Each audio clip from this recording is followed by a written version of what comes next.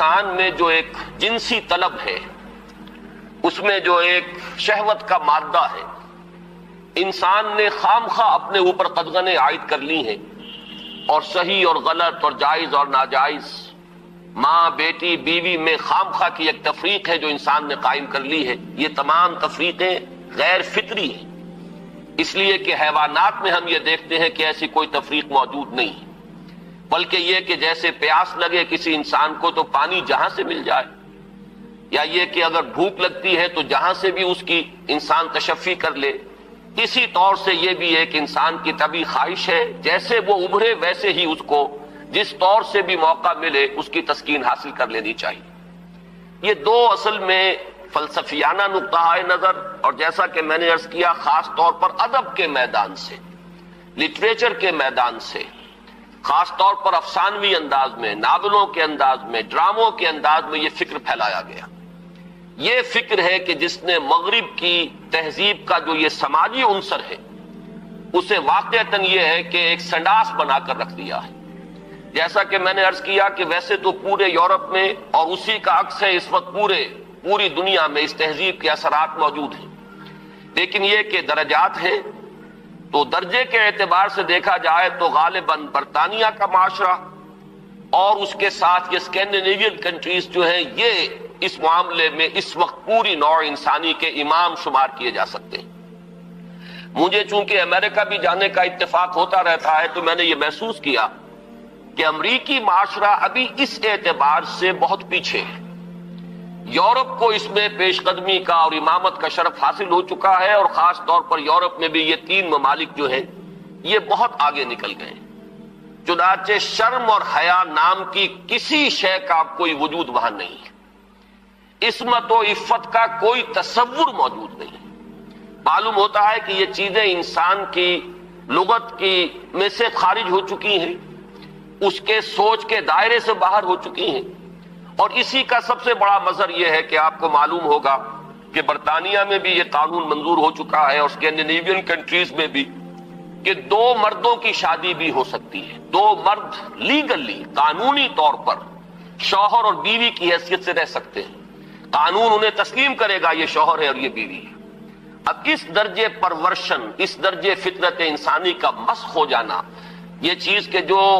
ناقابل قیاس ہے، لیکن یہ کہ بالفعل دنیا کے اندر یہ موجود ہے۔ اور پچھلے دنوں جب مجھے اتفاق ہوا جانے کا سویڈن، تو وہاں معلوم ہوا کہ ایک پاکستانی بھی ہیں،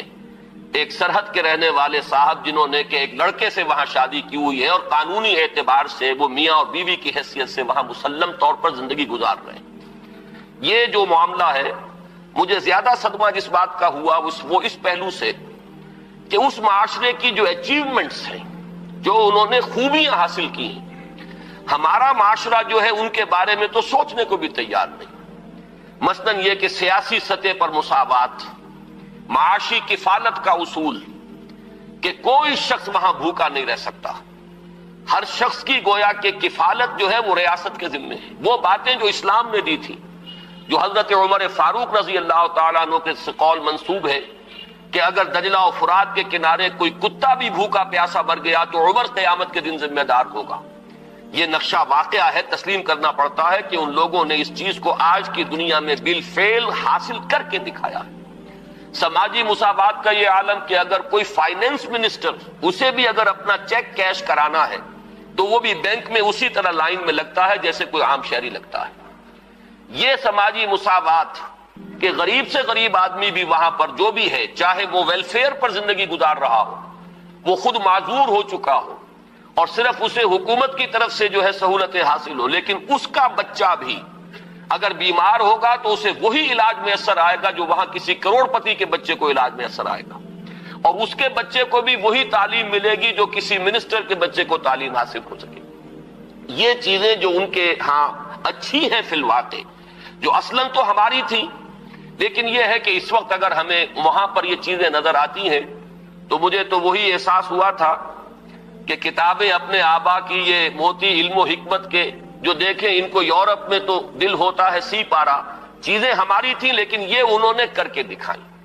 بدقسمتی ہماری یہ ہے کہ ان چیزوں کے بارے میں تو ابھی ہمارے ہاں کوئی سوچ نہیں، ادھر پیش قدمی کا کوئی امکان نہیں۔ ہم سینکڑوں کوس دور ہیں اس سے کہ اس قسم کے کوئی ہم معاشرتی ارتقاء جو ہے اس کے بارے میں سوچ بھی سکیں.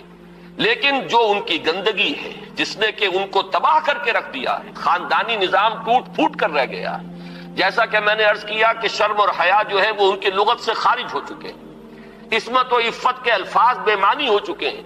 یہ وہ گندگیاں ہیں کہ جن کو اپنے اس معاشرے کے اندر لانے کے لیے ہمارے ہاں ایک طبقہ ہے کہ جو پورے طور پر فعال ہے،